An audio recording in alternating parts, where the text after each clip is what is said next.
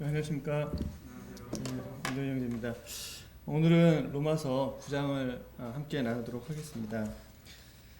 로마서 그 9장, 10장, 11장은 그 유대인들에 대해서 특별히 다루고 있습니다. 지금까지 로마서 1장부터 8장까지의 내용들을 좀 보면 유대인도 죄인이요, 이방인도 죄인이다. 모든 사람들이 다 하나님 앞에 죄인이고 심판 아래 있다. 그래서 율법의 행위로는 하나님께 나아갈 수 없기 때문에 하나님의 의, 그 믿음의 의를 통해서 하나님께 나아가야 된다. 그리고 하나님과 화목해야 된다. 그리고 하나님과 교제해야 된다. 그리고 하나님과 교제하는 이런 그 거듭난 사람이 되고 나서는 또 성령으로 사는 것들에 대해서 말씀을 해주고 계십니다. 그러니까 성화되는 과정. 우리 안에 여전히 구원받고도 죄와의 그 투쟁 그리고 죄와의 싸움이 있다. 그러나 우리가 그 싸움에서 두려워하지 않을 이유는 성령님께서 우리와 함께 하시고 그 성령님께서 우리를 인도하실 뿐 아니라 그 성령님께서 우리를 전혀 버리시지 않을 것이다. 끝까지 우리와 함께 하실 것이기 때문에 우리가 그 성령을 따라가게 될 때 우리가 주님 앞에서 승리하는 삶을 살 수 있다는 얘기를 해주고 있습니다. 그리고 나서 9장부터 11장까지 굉장히 이 긴 이 세 장에 갑자기 이스라엘에 대한 이야기를 언급하고 있습니다.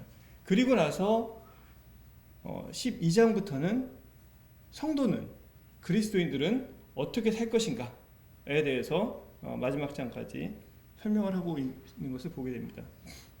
그러니까 구원받고 하나님과 동행하는 과정, 그리고 하나님의 사람으로서 어떻게 살아야 되는지를 이야기를 하면서 그 사이에 세 장을 그 유대인들에 대해서, 이스라엘에 대해서 설명을 해주고 있는 것을 보게 됩니다.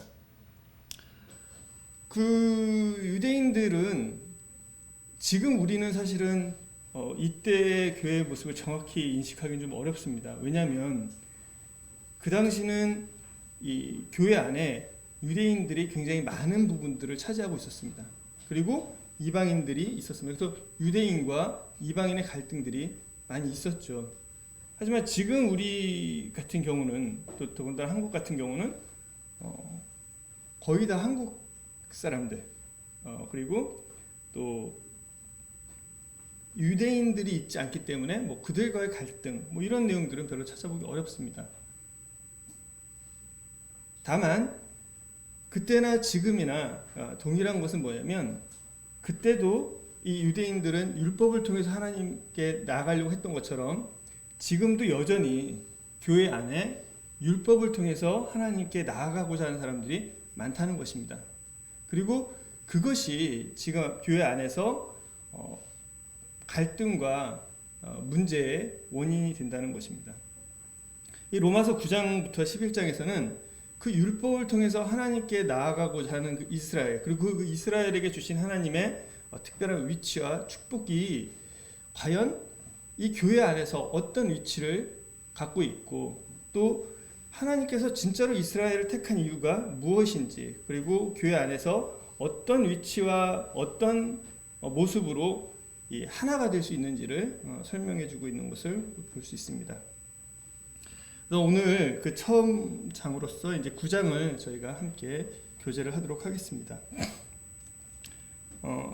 9장은 크게 네 부분으로 나눠볼 수 있습니다. 그러니까 1절부터 5절까지는 이스라엘을 향한 바울의 사랑과, 그리고 그 이스라엘 그 민족의 특권에 대해서 이야기를 해주고 있습니다. 6절부터 17절까지는 하나님께서 이스라엘을 선택하신 이유가 나옵니다. 그리고 18절부터 29절까지는 하나님의 주권과 긍휼, 그리고 마지막 30절에서 33절까지는 그 믿음의 의에 대해서 이야기를 하고 있습니다. 그래서 유대인들아, 너희도 이제는 믿음의 의를 따라가라 라는 말씀으로 9장을 마무리하고 있습니다. 그래서 지금부터 이 크게 네 파트로 나눠서 저희가 말씀을 함께 읽고 또 교제를 하도록 하겠습니다. 제가 1절부터 5절까지를 읽도록 하겠습니다. 내가 그리스도 안에서 참말을 하고 거짓말을 아니하노라. 나에게 큰 근심이 있는 것과 마음에 그치지 않는 고통이 있는 것을 내 양심이 성령 안에서 나와 더불어 증언하노니 나의 형제 곧 고륙의 친척을 위하여 내 자신이 저주를 받아 그리스도에게서 끊어질지라도 원하는 바로라. 그들은 이스라엘 사람이라 그들에게는 양자됨과 영광과 언약들과 율법을 세우신 것과 예배와 약속들이 있고 조상들도 그들의 것이요 육신으로 하면 그리스도가 그들에게서 나셨으니 그는 만물 위에 계셔서 세세의 찬양을 받으실 하나님이시니라. 아멘.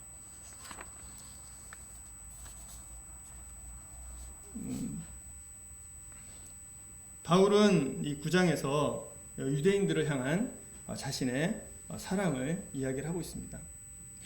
바울은 정말 이스라엘이 하나님 앞에서 특별한 민족이다. 그리고 이 이스라엘이 정말로 회복되었으면 좋겠다. 정말 하나님 앞에서 이 이스라엘이 하나님의 뜻대로 살아가면 좋겠다. 이스라엘 민족이 다 구원받고 하나님 앞에서 그 영광스러움에 하나님의 영광스러움에 참여했으면 좋겠다. 정말 그렇게만 된다면 내가 하나님 앞에서 끊어져도 나는 좋다. 그 이스라엘이 회복되는 것만큼 하나님과 동행하는 것만큼 나에게 좋은 일은 없다. 그 이야기를 이스라엘에 대해서 얘기를 하면서 시작을 하고 있습니다. 바울은 이스라엘에 대해서 이야기를 하고 있습니다. 이스라엘은 하나님의 택함을 받은 민족이다. 그들은 이스라엘 사람이고 그들은 하나님의 양자됨과 그리고 영광과 언약들과 율법을 세우신 것과 예배와 약속이 있다.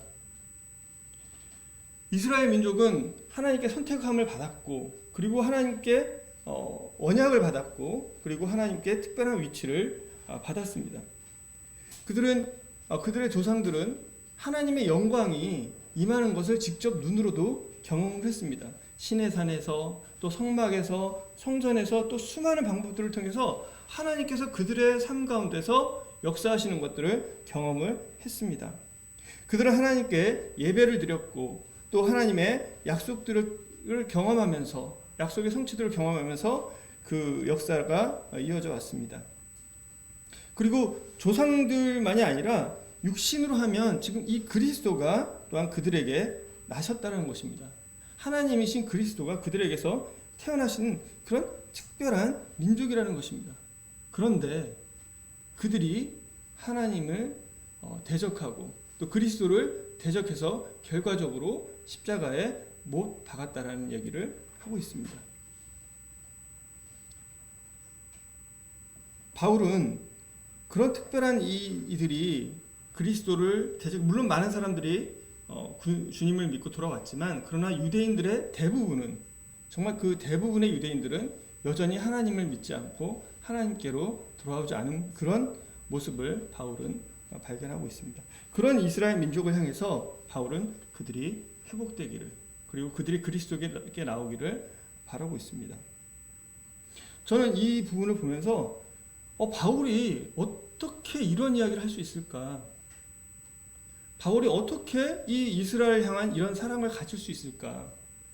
바울은 왜 이렇게 이 사람들이 유대인들이 구원받기를 바라고 있는 것일까? 그리고 바울은 왜 이렇게 이 유대인들이 교회 안에서 하나가 돼서 하나님을 섬기기를 원하는 것일까를 생각해 보게 됐습니다. 복음은 사람을 변화시킵니다. 사실 율법은 바울은 어떤 사람이었습니까? 바울은 유대인이었습니다. 그리고 정말 하나님께 열심히 있었던 사람입니다. 그리고 율법을 열심히 지켰을 뿐만 아니라 그렇기 때문에 하나님을 향한 그 열심으로 인해서 성도들을 열심히 박해했던 사람입니다. 그는 하나님을 위해서라면 이 그리스도인들이 정말 그 죽음에 이르는 것도 전혀 그 양심의 가책을 받지 않았어요. 스데반이 죽을 때조차 그는 옆에서 그것이 당연하다라고 여겼던 사람입니다. 그랬던 그가 다메섹 도상에서 그리스도를 만나게 됩니다. 그리고 나서 그가 그리스도를 만나고 나서 그의 삶이 180도로 변하게 됩니다. 그리고 나서 그에게 어떤 일이 있었습니까? 그는 그리스도를 이 유대인들에게 전하기 위해서 열심히 쫓아다닙니다. 그리고 그로 인해서 그는 유대인들에게 핍박을 받습니다. 같은 동족에게 얼마 전까지만 하더라도 그들의 인도자로서 또 리더로서 그들에게 존경받고 또 하나님 앞에서 열심히 살아가던 그가 이제는 진짜 하나님을 만나고 나서 그들에게 복음을 전했을 때는 오히려 배척당하고 핍박당하고 정말 그 죽음의 위협을 무릅쓰는 그런 일을 당하게 된 것입니다. 그러함에도 불구하고 그는 유대인들 자기 동족에게서 그렇게 핍박과 정말 비난과 배척을 당하면서도 그는 오히려 이스라엘에 대한 사랑이 더 커져갔던 것입니다. 그래서 그는 이렇게 얘기를 하는 것입니다. 내가 그리스도 안에서 참말을 하고 거짓말을 아니한다. 나에게 큰 근심이 있는 것과 마음에 그치지 않는 고통이 있는 것을 내 양심이 성령 안에서 나와 더불어 증언한다. 성령님께서, 그러니까 하나님께서 내가 정말 하나님 앞에서 얘기할 수 있는 것은 정말 이제 성령님이 증언하시는데 내가 내 진심으로 이 이스라엘 민족을 사랑하고 그들이 주님께 돌아오기를 바라는 마음이 있다. 어떻게 그럴 수가 있는가? 복음은 사람을 변화시킵니다. 율법은 하나님을 향한 아무리 좋은 율법이라도 이 사람을 파괴시킵니다. 바울이 구원받기 전에 그의 율법에 향한 열심이 있었을 때는 그는 이 그리스도인들을 잡아서 죽이고 핍박하는데 모든 열정을 쏟았습니다. 그러나 그가 하나님을 만나고 나서 참된 복음을 경험하고 나서는 그는 더 이상 사람을 핍박하고 죽이는 자가 아니라 사람을 살리고 그리고 사람을 돕고 그리고 사람을 세우는 자로 변화되었던 것입니다. 바울만 그런 것이 아닙니다. 우리 모세를 보면 그러한 모습들을 볼 수 있습니다. 모세가 이스라엘 민족을 이끌고 나왔습니다. 그리고 이스라엘 민족을 이끌고 나와서 그가 시내산에 하나님께 그 하나님의 말씀을 받으러 올라갔을 때 이스라엘 백성은 어떤 일을 했냐면 서로 우상을 만들고 그 앞에서 제사를 지냈습니다. 그 앞에서 먹고 그리고 춤추고 뛰놀았습니다. 그래서 하나님께서 그들을 멸망시키고자 할 때 이 모세는 갑자기 그들 앞에 나가서 그들과 하나님 사이에 서서 그럽니다. 하나님 살려주십시오. 내가 죽더라도 이 민족을 살려주십시오. 그랬을 때 하나님께서 이스라엘 민족을 사하시고 그들을 여전히 인도하셨던 모습을 우리는 구약을 통해서 볼 수가 있습니다. 모세는 어떤 사람이었습니까? 모세도 마찬가지였습니다. 그는 나이 40이 되었을 때 하나님께서 자기 민족을 돌보라고 말씀하시는 것을 생각하게 됐습니다. 사도행전 7장을 보면 그가 나이 40이 되매 그 형제 이스라엘 자손을 돌볼 생각이 나더니, 그러니까 나이 40이 됐을 때 그가 하나님 앞에서 어떠한 생각을 했는지 모르지만 그러나 그 형제 이스라엘 자손을 돌볼 생각을 했습니다. 그리고 한 사람이 원통한 일을 당함을 보고 보호하여 압제받는 자를 위하여 원수 갚아 애굽 사람을 쳐 죽이니라. 자기 동족이 그 애굽 사람에게서 이 압제받고 있는 것을 보았을 때 그는 도저히 가만히 있을 수가 없어서 자기가 가서 그 사람을 때려 죽였습니다. 그러면서 그는 어떤 생각을 했냐면 그는 그의 형제들이 하나님께서 자기의 손을 통해서 구원해 주는 것을 깨달을 거다라고 생각을 했었던 것입니다. 그는 나이 40에 이스라엘 민족을 구하기 위해서 자기 백성을 구하기 위해서 살인을 저질렀습니다. 그리고 그것이 하나님 앞에서 옳다라고 생각을 했었습니다. 그러나 결과는 무엇이었습니까? 자기가 생각하는 일들은 일어나지 않았습니다. 오히려 이스라엘 민족에게 자기 동족에게 그 다음날 가서 싸우는 것을 말리다가 오히려 배척받고 그리고 그는 미디안 광야로 도망을 가야 했었습니다. 모세 역시 하나님을 향해서 열심히 있었고 또 이스라엘 백성을 구원하려고 했었고 자기 백성을 돕으려는 생각을 하고 있었습니다.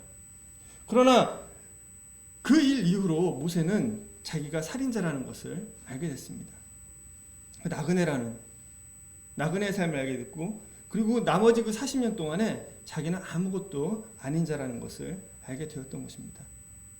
그리고 그 40년이 지나서 시내산에서 그 떨기나무 가운데 하나님을 만나게 됐을 때 그의 삶은 변하게 됐습니다. 그는 그 이후로 정말 그 사람을 쳐 죽일 만큼 이 열심이 있고 그 정의로 그랬던 사람이 그 이후로는 모세가 그 인자함이 정말로 뛰어난, 어떤 누가 그를 대적한다 할지라도 그는 그 사람들을 향해서 여전히 사랑과 은혜로 대하는 마음을 갖게 되었던 것입니다. 바울도 마찬가지로 다메섹 가는 길에서 하나님을 만난 이후로 그는 더 이상 그 이전에 바울이 아니었던 것을 보게 됩니다. 어떻게 그럴 수 있었을까요?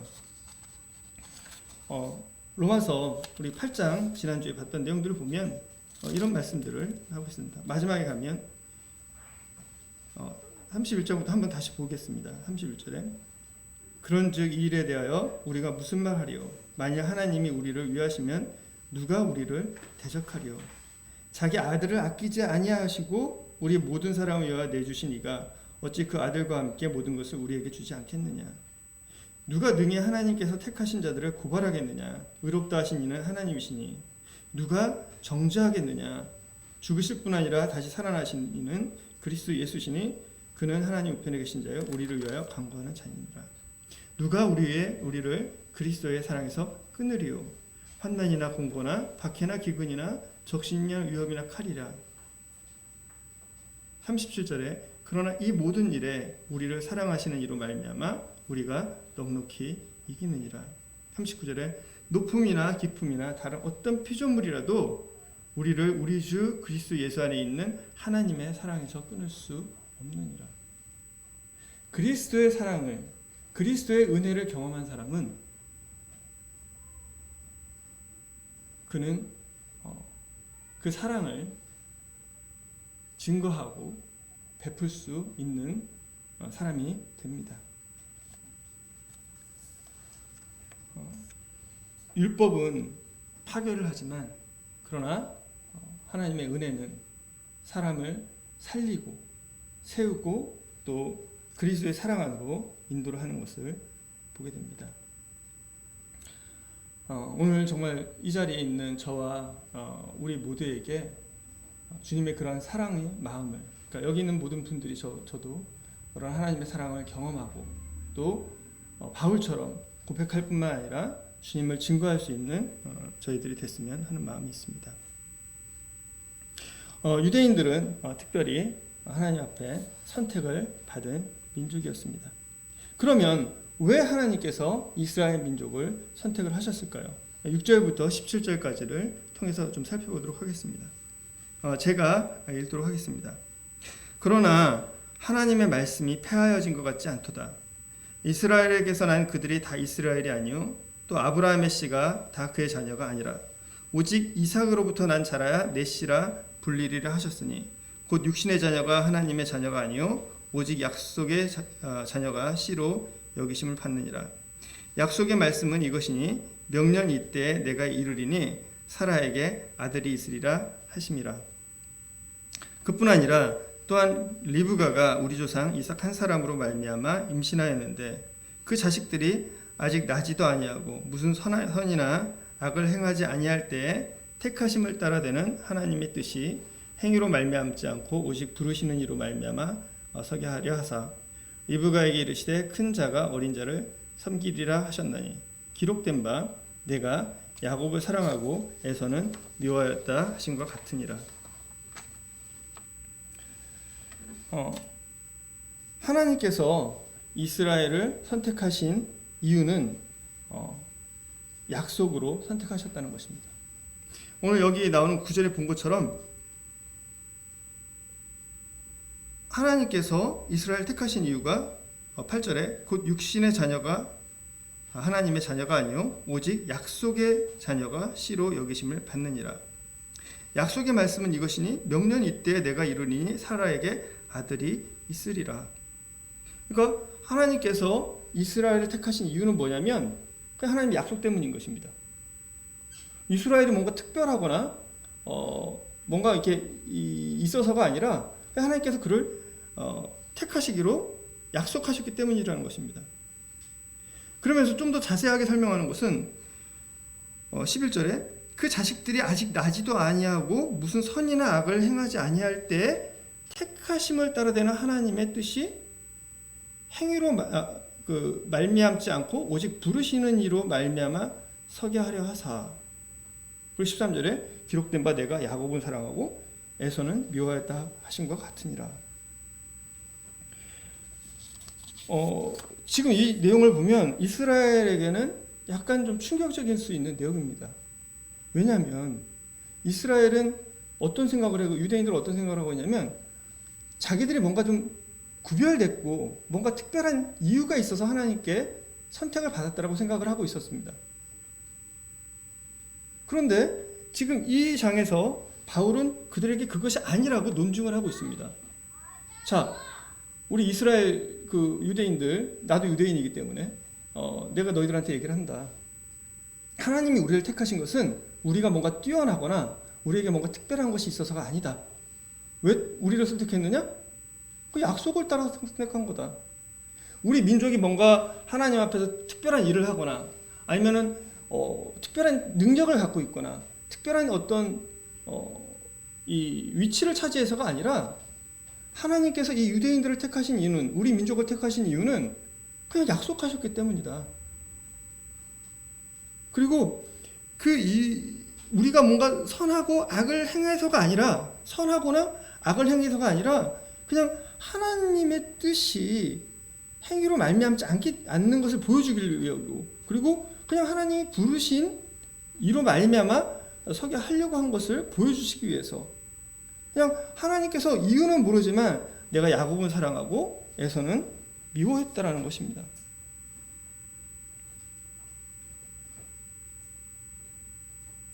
하나님께서 우리 민족을 선택하신 이유는 뭔가 특별한 행위가 있어서가 아니다. 율법을 잘 지켰기 때문인 것도 아니다. 뭔가 특별한 것이 있었기 때문에도 아니다. 그냥 하나님께서 이스라엘 민족을 선택하고 사랑하신 것이다. 유대인들은 율법을 통해서 하나님께 나아가려고 했습니다. 그리고 그걸 통해서 뭔가 하나님 앞에 의로워 보이려고 했습니다. 그런데 이 바울은 그것이 아니다. 우리를 선택한 우리의 시작부터가 우리의 행위에 있었던 것이 아니다라는 것을 설명해 주고 있습니다. 그러니까 시작부터가 그것이 아니기 때문에 우리가 하나님께 나아가는 것도 그것이 될 수 없다는 것입니다. 만약에 우리가 뭔가 특별해서 우리를 하나님께 선택하셨다면 그런 특별함으로 인해서 우리가 하나님께 나갈 수 있었겠지만, 그러나 우리는 하나님 앞에서 의롭지도 않고 악하지도 않을 때 하나님이 그냥 우리 택하신 거다. 그렇기 때문에 우리가 하나님 앞에서 자랑할 것도 없다. 오직 그걸 통해서 우리가 하나님께 감사할 뿐이지 우리가 내세울 것이 아무것도 없다. 아니, 야곱이랑 에서가 있는데 누가 더 선하고 누가 더 뛰어나냐? 알 수 없지 않느냐? 그런데 하나님은 야곱을 사랑하셨다. 하나님께서 이스라엘을, 유대인들을 사랑하신 이유는, 택하신 이유는 그냥 하나님께서 선택하셨기 때문이라는 것입니다. 우리의 구원의 근거가 무엇입니까? 나의 구원의 근거가 무엇입니까? 어쩌면 우리는 뭔가 내가 특별한 것이 있어서, 아니면 내가 좀 뭔가 잘해서, 아니면 뭔가 있어서 하나님께 선택을 받고 또 신앙생활을 하고 하나님 앞에 살아가고 있다고 생각할 수도 있습니다. 물론 우리는 구원받을 때 내가 정말 죄인이기 때문에 구원받습니다. 그런데 구원받고 나서는 그래도 내가 뭔가 다른 사람보다 나아 보이는 게 있는 것 같아요. 그리고 내가 뭔가 하나님 앞에 잘 살 수 있는 것 같습니다. 그러나 우리는 우리의 구원의 근거를, 구원의 이유를 잘 생각해 볼 필요가 있습니다. 뭐냐? 하나님께서 우리가 선하고 악하고를 떠나서 하나님께서 생각해 보세요. 죄를 하나만 지은 사람을 구원하지 않을 이유가 있나요? 정말 착하고 의로워요. 근데 죄를 하나 지었어요. 하나님 그 사람 구원하시죠. 왜 구원하십니까? 그 사람의 선함과 착함 때문에? 아닙니다. 하나님 그냥 그 사람 사랑하시기 때문에. 어떤 사람이 죄를 많이 지었어요. 죄가 더한 것에 은혜가 더하기 때문에 하나님 그 사람을 구원하시나요? 아닙니다. 더 죄 많이 지은 사람들이 세상에 얼마든지 있습니다. 하나님 왜 그 사람을 구원하셨나요? 그냥 사랑하신 겁니다. 이유는 알 수가 없습니다.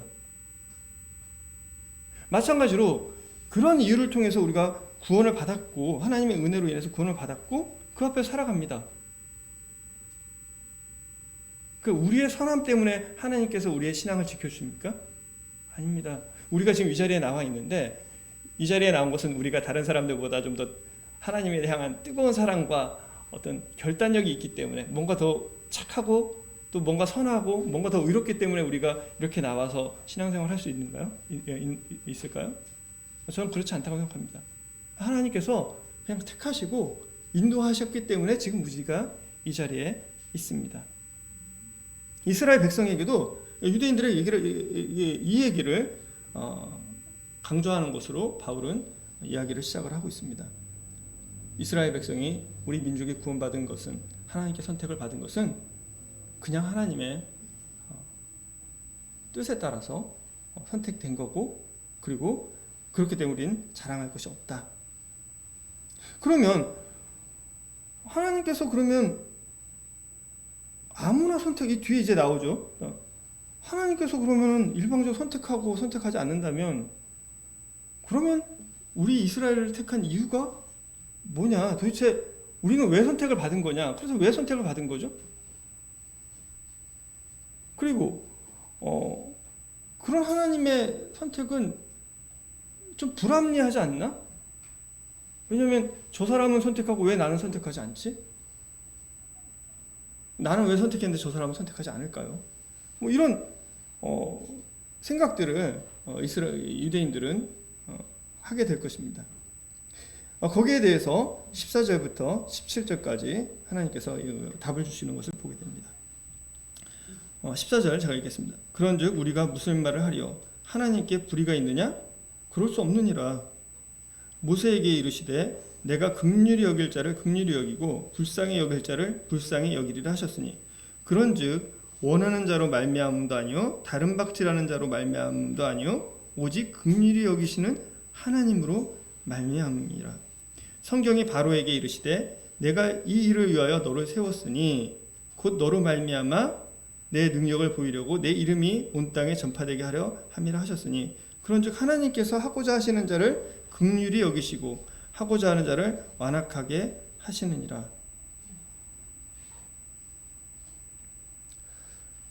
우리가 여기 이제 14절에 이렇게 나옵니다. 13절에 내가 야곱을 사랑하고 에서는 미워했다. 그러면 우리가 이제 무슨 말 하겠냐? 하나님께 불의가 있느냐? 그럴 수 없다. 누가 하나님 불의하시다라고 얘기를 한 거예요. 근데 그럴 수 없다라고 얘기를 합니다. 그럴 수 없는 이유가 뭐냐? 15절에 모세에게 이르시되 내가 긍휼히 여길 자를 긍휼히 여기고 불쌍히 여길 자를 불쌍히 여기리라 하셨으니 하나님께서 그 선택하신 기준이 나옵니다. 이유가 나와요. 그건 뭐냐? 긍휼입니다. 긍휼. 불쌍히 여김.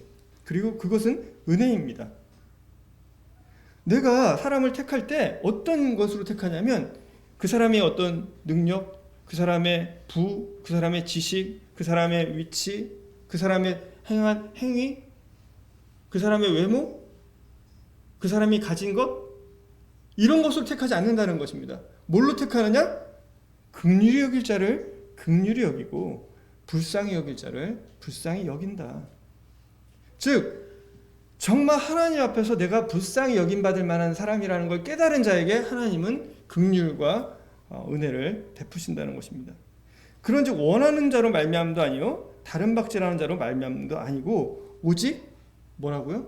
긍휼히 여기시는 하나님으로 말미암았습니다. 하나님이 가신 마음은 긍휼함입니다.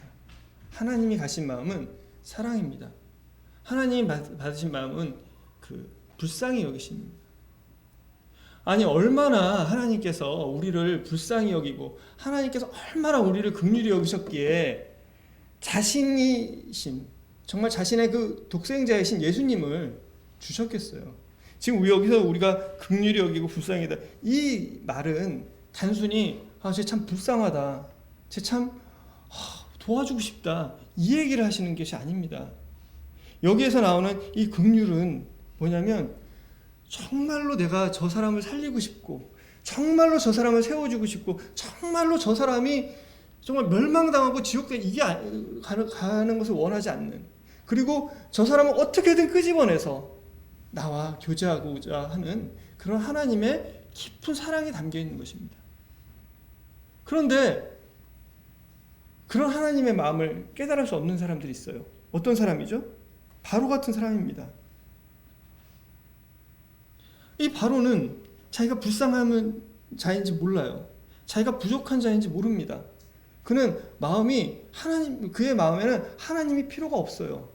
자기가 멸망을 당할 거라는 것도 모릅니다. 그의 마음은 완악해져 있기 때문에 하나님께서 아무리 그를 긍휼히 여기신다고 하더라도 그는 하나님께 나오지 않습니다. 정말 하나님께서 이 바로를 향해서 정말 그 뜨거운 사랑이 있고 정말 그 긍휼과 은혜가 있다 할지라도 그는 하나님 앞에 나올 수 없는 사람인 것입니다. 만약에 이 바로가 정말 주님 제가 죄인입니다. 하나님께서 이 애굽과 바로에게 내린 그 재앙으로 말미암아서 그가 자신을 발견하고 정말 그가 하나님 앞에서 내가 정말 잘못했습니다. 내가 죄인입니다. 정말 내게 하나님이 필요합니다라고 그가 얘기를 했다라고 하면 하나님께서 그를 어떻게 여기셨을까요? 하나님 그를 구원하지 않으셨을까요? 왜 사람들이 구원받지 못하는 것입니까? 왜 내가 하나님께 구원받지 못하는 것입니까? 왜 내가 하나님과 교제하지 못하는 것입니까? 그것은 우리 마음에 완악함이 있기 때문입니다. 주님 말씀하십니다. 내가 긍휼히 여길 자를 긍휼히 여기고 불쌍히 여길 자를 불쌍히 여기겠다. 왜 바울은 하나님 앞에 불의가 전혀 없다라고 얘기할 수 있을까요? 만약에 하나님의 그 사람을 선택하시는 기준이 뭔가 다른 것이었다면 하나님 불의하시네 라고 우리는 얘기할 수 있을 것입니다. 그러나 하나님께서 사람을 선택하신 이유가 그 긍휼과 은혜와 사랑이라고 한다면 우리는 하나님 앞에 감히 하나님 불의하십니다라고 얘기할 수 없습니다. 왜? 그 사랑으로 말미암아서 하나님은 자신의 모든 것을 포기하셨고, 그리고 그 자신의 모든 것을 우리를 위해서 주셨고, 그리고 그로 인해서 겪어야 되는 그 아픔과 슬픔과 고통을 다 감당하셨기 때문입니다. 하나님께서 이스라엘 선택하신 이유가 신명기 7장 7절에 나옵니다. 여호와께서 너희를 기뻐하시고 너희를 택하심은 너희가 다른 민족보다 수요가 많기 때문이 아니다. 너희는 오히려 모든 민족 중에서 가장 적으니라. 여호와께서 다만 너희를 사랑하심으로 말미암아 또한 너희 조상들에게 하신 맹세를 지키려 하심으로, 그 맹세를 지키려 하심으로 말미암아 자기의 권능의 손으로 너희를 인도해 넣으시되 너희를 그 종되었던 집에서 애굽 왕 바로의 손에서 속량하셨나니. 주님께서 왜 우리를 하나님께서 구원하시고 또 하나님을 의롭다고 하십니까? 우리를 사랑하시기 때문에. 그리고 그리스도께서 우리를 위해서 십자가에서 죽임을 당하셔서 우리의 죄를 대속하셨기 때문에. 그리고 그 약속으로 말미암아서 오늘 우리도 역시 하나님 앞에서 담대하게 나아갈 수 있는 것입니다.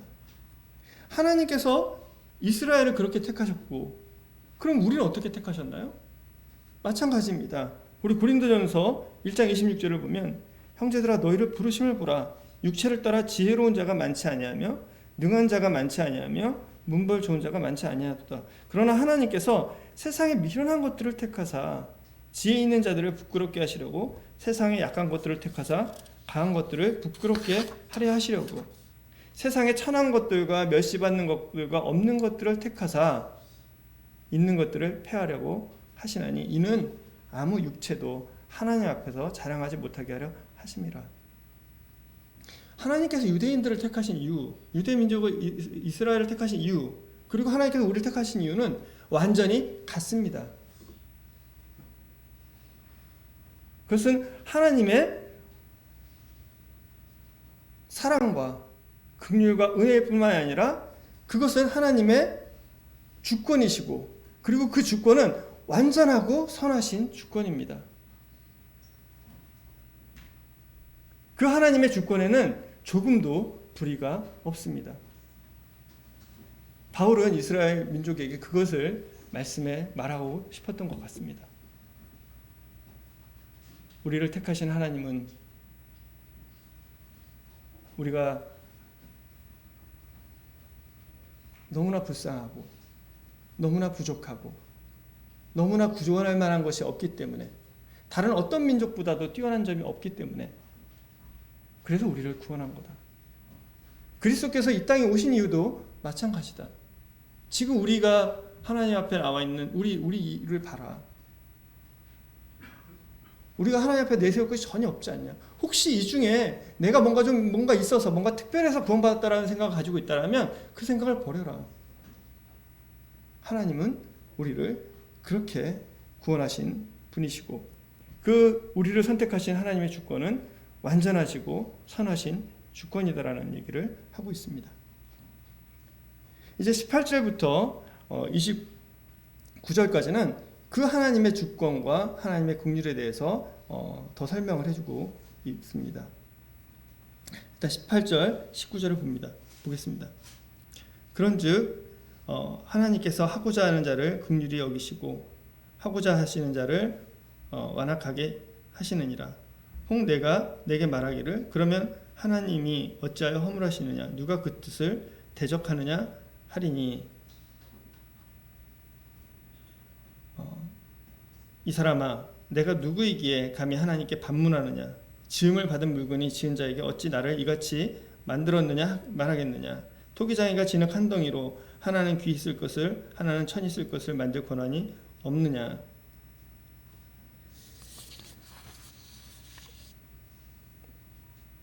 바울은 18절 19절을 통해서 하나님을 대적하지 말라라고 이야기를 하고 있는 것을 보게 됩니다. 하나님께서 하고자 하는 자를 긍휼히 여기고 또 하고자 하신 자를 완악하게 하신다. 그런데 네가 말하기를 그러면 하나님이 어떻게 해서 허물하느냐, 누가 그 뜻을 대적하느냐 하리니, 하나님을 대적하지 마라. 하나님께서 그런 분이시다. 하나님의 주권을 인정해야 된다는 것입니다. 20절에 보면 네가 누구이기에 감히 하나님께 반문하느냐, 지음받은 물건이 지은 자에게 어찌 나를 이같이 만들었다고 말하겠느냐. 토기장이가 진흙 한 덩이로 하나는 귀 있을 것을 하나는 천 있을 것을 만들 권한이 없느냐. 하나님을 대적하지 말고 하나님의 주권을 인정해라.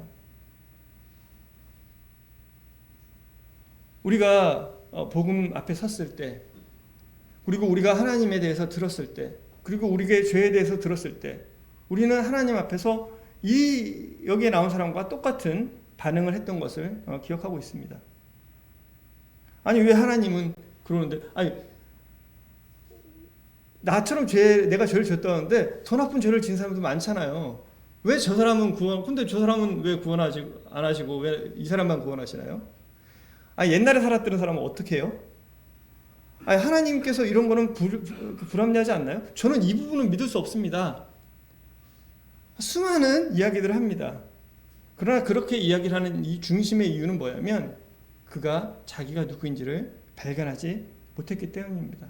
내가 어떠한 자인 자를 깨닫지 못했기 때문입니다. 내가 지금 멸망으로 향해 가고 있다는 것을 알지 못하기 때문입니다. 그렇기 때문에 사람들은 하나님을 대적합니다.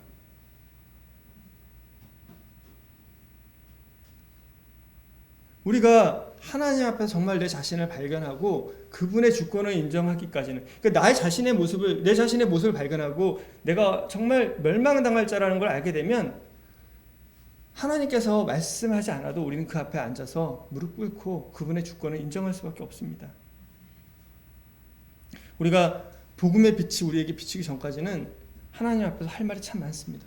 사람들 앞에서도 할 말이 참 많습니다. 그러나 그 복음의 빛이 내게 비치는 순간 우리는 하나님 앞에서 무릎 꿇을 수밖에 없습니다. 주님, 제가 할 말이 없습니다. 주님, 저를 정말 멸망시키시고 정말 저 바닥 가운데 두셔도 저는 할 말이 없는 사람입니다. 정말 이 진흙 같은 저를 정말 천이 쓸 그릇을 만든다고 하시더라도 저는 할 말이 없는 사람입니다. 주님, 그냥 저를 살려만 주시고 하나님 앞에 나아가게만 해주십시오.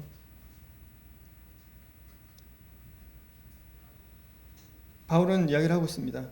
하나님을 대적하지 마라. 어떻게 대적하려고 하느냐? 하나님께서 귀 쓸 사람을, 아니 창조자가, 토기장이가 진흙덩이로 귀 쓸 그릇을 만들 수도 있고 천이 쓸 그릇을 만들 권한도 있는데 그거 당연하지 않느냐? 하나님께서 우리를 창조하셨다면 우리에게 대해서 어떻게 하시든 그분의 주권을 우리가 인정할 수밖에 없지 않느냐? 그 말은 무엇입니까? 그 말은 이제 22절부터 이렇게 보면, 만약 하나님이 그의 진노를 보이시고 그의 능력을 알게 하시고자 하사 멸하기로 준비된 진노의 그릇을 오래 참으심으로 관용하시고 또한 영광 받기로 예비하신 바 긍휼의 그릇에 대하여 그 영광의 풍성함을 알게 하고자 하셨을지라도 무슨 말 하겠느냐? 이 그릇은 우리니 곧 유대인 중에서뿐 아니라 이방인 중에서도 부르신 자니라. 25절에 호세아의 글에도 이르기를 내가 내 백성 아닌 자를 내 백성이라, 사랑하지 아니한 자를 사랑한 자라 부르리라. 너희는 내 백성이 아니라 한 그곳에서 그들이 살아계신 하나님의 아들이라 일컬음을 받으리라 한 것 같으니라. 또 이사야가 이스라엘에 관하여 외치되 이스라엘 자손들의 수가 비록 바다의 모래 같을지라도 남은 자만 구원을 받으리니 주께서 땅 위에서 그 말씀을 이루고 속히 시행하리라 하셨느니라. 이제 바울은 얘기를 합니다. 만약 하나님께서 그의 진노를 보이시려고 그 능력을 알게 하고자 하사 멸하기로 준비된 진노의 그릇을 오래 참으심으로 관용하시고, 이 진노의 그릇을 해서 있는데 이 진노의 그릇을 오래 참음으로 관용하고, 또 영광 받기로 예비하신 바 긍휼의 그릇에 대하여 그 영광의 풍성함을 알게 하고자 하셨을지라도 무슨 말 하겠느냐? 여기에 두 그릇이 나옵니다. 한 그릇은 진노의 그릇, 또 한 그릇은 긍휼의 그릇. 이 긍휼의 그릇은 누구를 얘기하냐면 24절에 이 그릇은 우리니 유대인 중에서뿐 아니라 이방인 중에서도 부르신 자니라. 이 긍휼의 그릇은 바로 우리 성도들이고 그리고 바로 교회입니다. 교회는 어떤 그릇이라고요? 긍휼의 그릇입니다. 하나님께서 긍휼을 보이신 자들, 그 하나님의 그 긍휼을 발견한 자들, 그리고 그 긍휼에 담겨진 자들, 또 한편에는 진노의 그릇이 있습니다. 그것을 하나님의 긍휼과 은혜를 발견하지 못한 자들. 그런데요, 하나님은 이 진노의 그릇에 대해서 어떻게 하십니까? 바로 박살내시나요? 바로 멸망시키시나요? 아닙니다. 뭐라고 나오시냐면 하나님이 그의 진노를 보이시고 그의 능력을 알게 하고자 하사 멸하기로 준비된 진노의 그릇을 어떻게 하신다고요? 오래 참으시고 관용하신다. 왜? 그 그릇에 있는 사람들이 이 긍휼의 그릇으로 옮기기를 원해서, 바로 이 유대인들이 그리스도께서 자기들에게 나셨음에도 불구하고 그리스도를 대적하고 하나님을 대적해서, 그리고 자기의 율법을 의지해서 율법으로 하나님께 나아가고자 그리스도를 십자가에 못 박았습니다. 그들은 진노의 그릇에 담겨있는 사람들입니다. 유대인뿐만이 아니라 지금 이 자리에 있는 우리들이라 할지라도 우리가 여전히 하나님 앞에서 내가 누구인지를 발견하지 못하고 여전히 내 마음에 하나님을 대적하고 내 의로 하나님께 나아가고자 하는 사람이 있다면 그런 사람은 어떤 사람이라고요?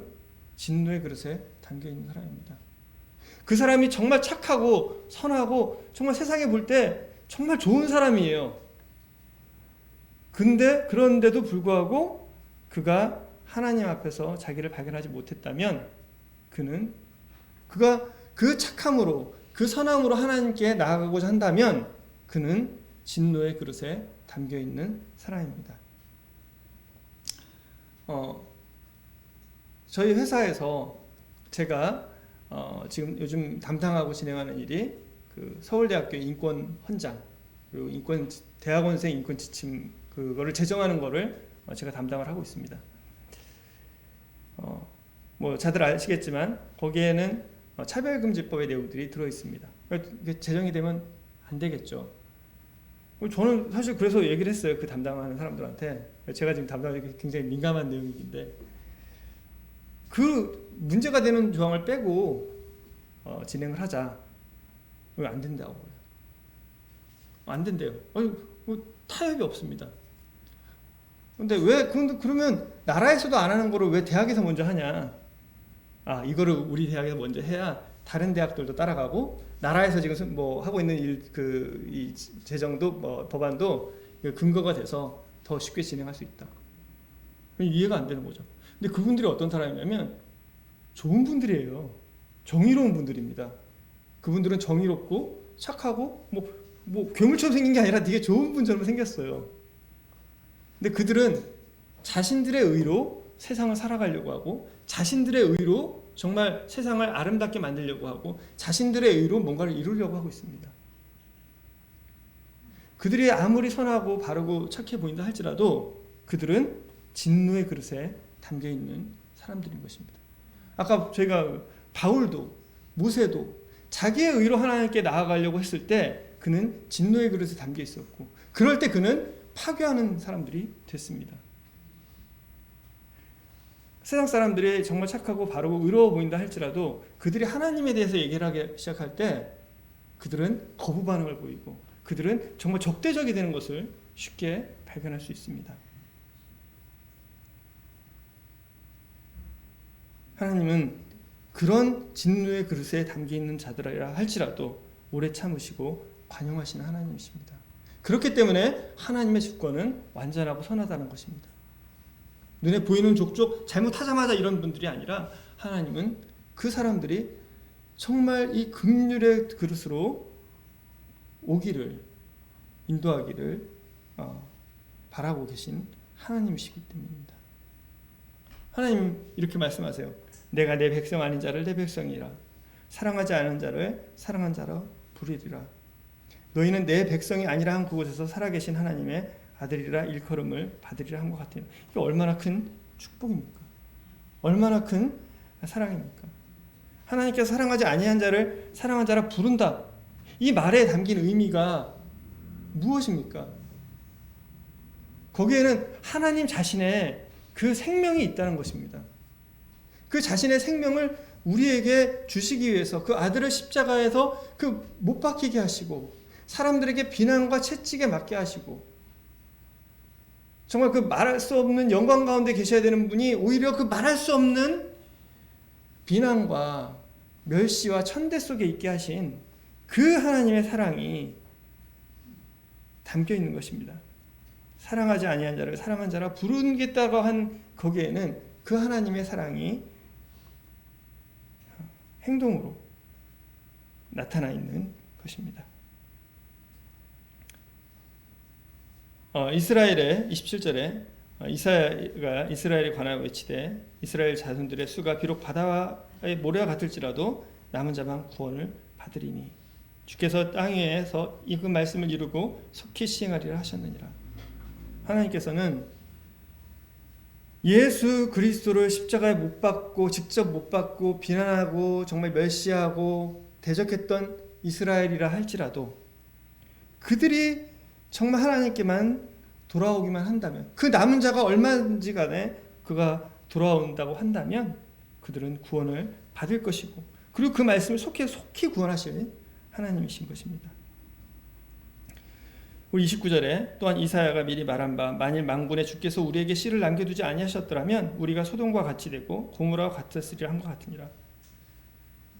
정말 우리는 내가 누구인지를 늘 기억하고 살아야 될 필요가 있습니다.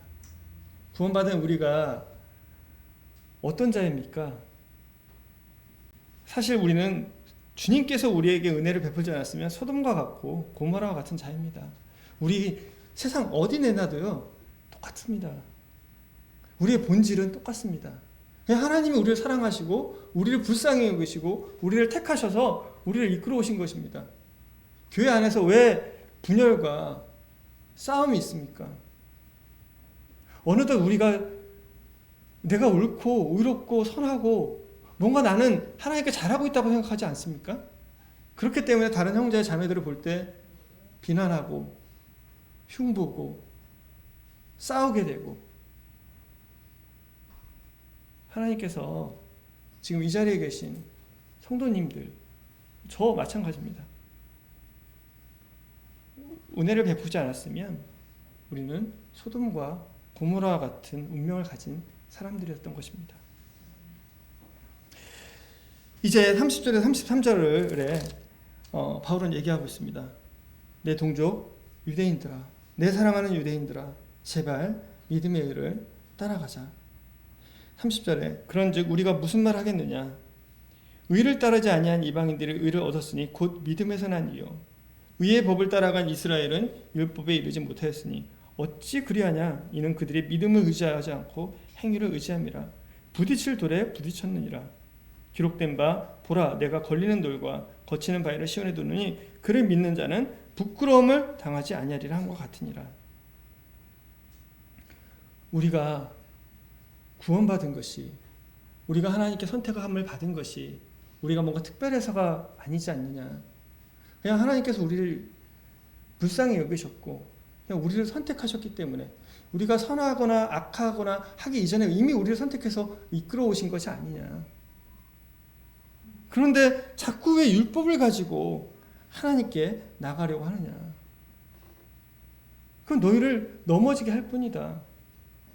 이제 그리스도께서 이루어놓은 그 대속을 향해서 우리를 긍휼히 여기시고 우리를 불쌍히 여기시고 우리를 향해서 자신을 내어주시는 그 사랑을 보이신, 그리고 그분이 이루신 그 대속함, 그 소중한 것을, 그 하나님을 의지하고 내 힘으로 가서 넘어질 것이 아니라 정말 그 주님을 의지함으로 가자. 내 힘으로 갈 때는 넘어지고 멸망할 수밖에 없지만 그리스도를 믿는 자는 부끄러움을 당하지 않는다. 사랑하는 내 형제 자매들, 유대인들아, 제발 주님께서 이르신 믿음의 일을 따라가자. 이 자리에 있는 저와 모든 성도님들 동일하게 그리스도의 은혜를 쫓아가는, 그리스도께서 이루신 일을 바라보고 가는, 혹시 이 자리에서 거듭나지 구원받지 못하신 분이 있더라면 정말 하나님 앞에서 자신을 내려놓고, 내가 지금 뭘 해야 하나님 앞에서 구원받을까? 내가 이렇게 살아볼까? 자신을 발견하시고 그리고 그의 긍휼과 은혜 앞에 나가셔서 정말 무릎 꿇고 주님, 저를 구원해 주십시오. 제가 누구인지를 발견하게 해주십시오. 제가 제 힘으로 가다 넘어지는 것이 아니라 정말 주님의 그 믿음을 가지고, 믿음을 주님께서 이루신 일을 믿고 따라가서 정말 만나는, 제가 하나님 만나는 자가 될 수 있도록 은혜를 베풀어 달라고 기도하시는 시간이 됐으면 좋겠습니다. 기도하고 마치겠습니다.